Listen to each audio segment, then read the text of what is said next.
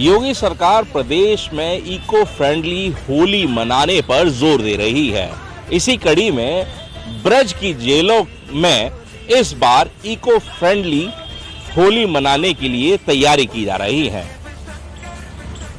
जेलों में बंद कैदी हर्बल गुलाल तैयार कर रहे हैं, वो भी फलों और सब्जियों से। इसके साथ ही होलिका दहन के लिए गौ काष्ठ भी तैयार किया जा रहा है।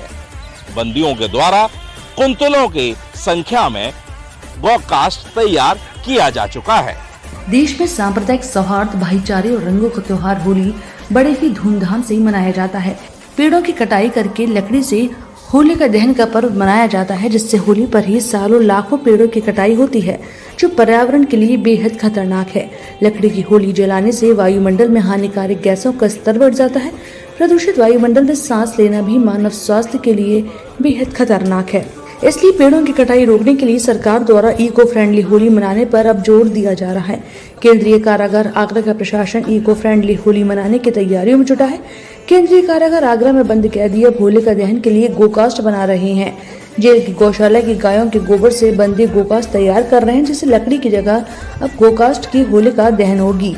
इससे पेड़ों की कटाई रुकेगी और पर्यावरण सुरक्षित व शुद्ध रहेगा। साथ ही जेल में बंद कैदी भी हर्बल गुलाल के साथ होली खेलेंगे। डीआईजी कारागार आगरा परिक्षेत्र राधाकृष्ण मिश्र ने बताया कि इस बार ब्रज में इको फ्रेंडली होली मनाई जाएगी, इसलिए आगरा की जेल में इस साल लकड़ी की नहीं बल्कि गोकाष्ठ की होली चलेगी।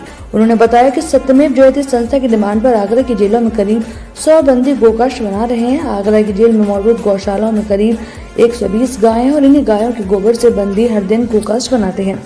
इस साल आगरा जिला कारागार और केंद्रीय कारागार में करीब 200 क्विंटल गोकाष्ठ बनाया जा रहा है। इस गोकाष्ठ को संस्था 6 रुपए किलो की दर से खरीदेगी। गोकाष्ठ से बेचने पर जो आमदनी होगी उसका उपयोग डेयरी की गायों की खुराक, हरा चारा और दवाओं पर खर्च किया जाएगा। बिल्कुल जा रहा है और मैं बड़ा हर्षित हूँ कि हमने गौकाष्ठ बनाना शुरू किया करीब नवंबर के महीने से। सत्यमेव जयते ट्रस्ट के सहयोग से यहाँ पर एक विचार बना, क्योंकि हमारे पास 100 से ज़्यादा गौवंश हैं, 25 से ज़्यादा उसमें दुधारू हैं।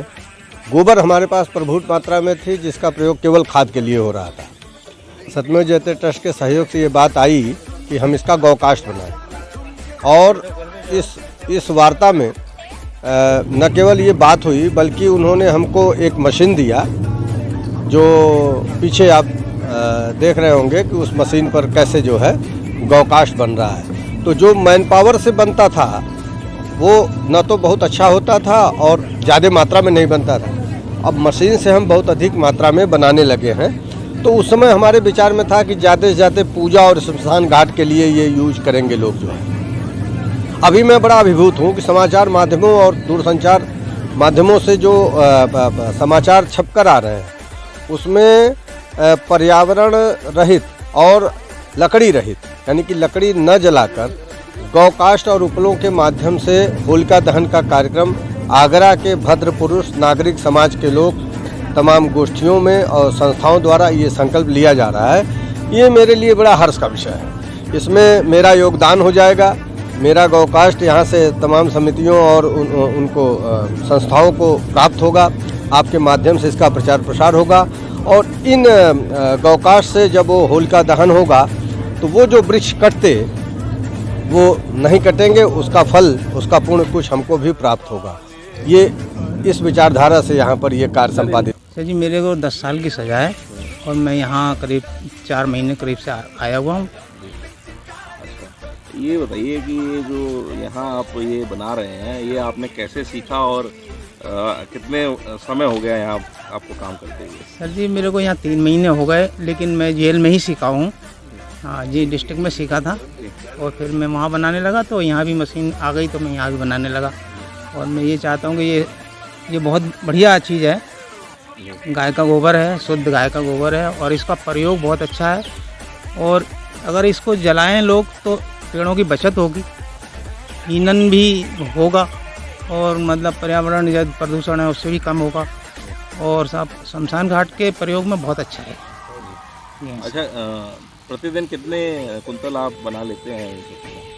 प्रतिदिन हम इसमें कम से कम गोबर जितना निकलता है उसके हिसाब से हम प्रतिदिन 250-250 के करीब पीस बन जाते हैं जी,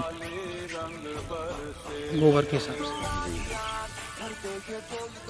तो यहाँ ट्रेनिंग कैसे आपको मिली थी यहाँ पर इसकी? जी डिस्ट्रिक्ट जेल से हम सीख कर आए थे, तो जब मशीन यहाँ देखी तो चलाने लगे, और पर जेल में ही हम सीखे जी।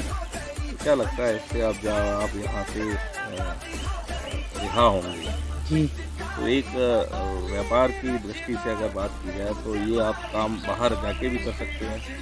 हाँ, बाहर जाके तो कर सकते हैं, ऐसी बात नहीं है, लेकिन बात दरअसल ये है कि काम तो बहुत अच्छा है, अगर ये प्रयोग में आ जाए अच्छी तरह से तो अच्छा है, बिजनेस अच्छा हो जाएगा।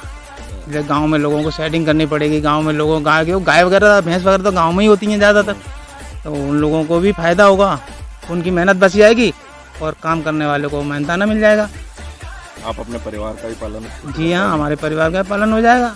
साथ ही आगरा परिक्षेत्र के 2 जेलों में होली के लिए पालक और चुकंदर से इको फ्रेंडली हर्बल गुलाल बनाया जा रहा है। डीआईजी कारागार आगरा परिक्षेत्र ने बताया कि होली पर बाजारों में जहरीले केमिकल से बने गुलाल की भरमार होती है और ये केमिकल से बने गुलाल चेहरे पर लगाने से स्किन पर जलन, खुजली, चेहरे की रंगत भी बिगाड़ देते हैं। केमिकल गुलाल के चेहरे पर होने वाली दिक्कतों को देखकर जिला कारागार आगरा और मथुरा के 2 दर्जन से अधिक बंदी हर्बल गुलाल बना रहे हैं। हर्बल गुलाल बनाने में जिला जेल में उगाए गए चुकंदर और पालक का प्रयोग किया जा रहा है और आरोप में चुकंदर और पालक का जूस मिलाकर बंदी होली के लिए गुलाबी व हरा हर्बल गुलाल तैयार कर रहे हैं। साथ ही जेल में बंद कैदियों के लिए भी हर्बल गुलाल बनाया जा रहा है। ये काम बहुत आसान है, एक दिन की ट्रेनिंग से बंदी सीख लेते हैं, लेकिन शुरुआत में हमको जिला जेल से, जिला कारागार आगरा के जेल से कुछ बंदी यहाँ ट्रांसफ़र होकर आए थे जो वहाँ पर इसी काम में लगे हुए थे, उनसे हमको इस काम में बड़ी आसानी हुई और बाद में अब तो करीब 50 बंदियों का यहाँ पर ग्रुप बन गया है जो यहाँ पर काम कर रहे हैं और ये समिति के माध्यम से हम इस काम को करा रहे हैं। इससे जो आय होगी उसमें अभी 50 रुपये पर हेड लगभग इनको आय हो रहा है प्रतिदिन का। आगरा सेंट्रल जेल में बड़ी संख्या में कैदी सजा काट रहे हैं। जाने अनजाने में अपराध की दुनिया में कदम रखने वाले यही कैदी सजा काटकर मुख्यधारा की तरफ बढ़ रहे हैं।